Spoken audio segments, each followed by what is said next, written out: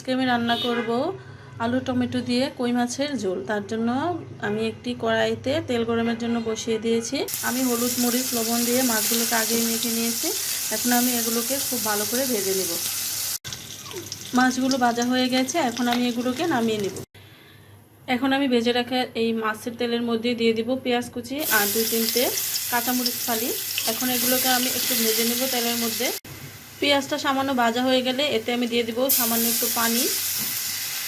এবার দিয়ে দিব হলুদ মরিচ ধনিয়া এবং লবণ পরিমাণ মতো দিয়ে আমি এগুলোকে একটু ভালোভাবে কষিয়ে নিব। মশলাটা কষানো হয়ে গেছে, এবার আমি কেটে ধুয়ে রাখা সেই আলুগুলো দিয়ে দিব।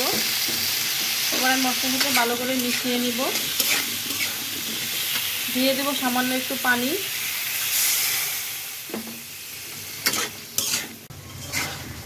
কিছুক্ষণ কষিয়ে নেওয়ার পর এখন আমি এতে দিয়ে দিব টমেটো।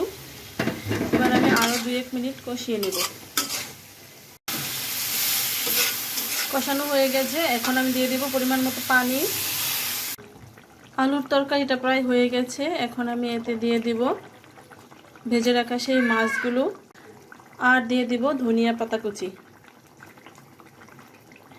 এখন আমি আরও 2-1 মিনিট এটাকে ঢাকনা দিয়ে ঢেকে রান্না করব, তারপরে নামিয়ে নেব।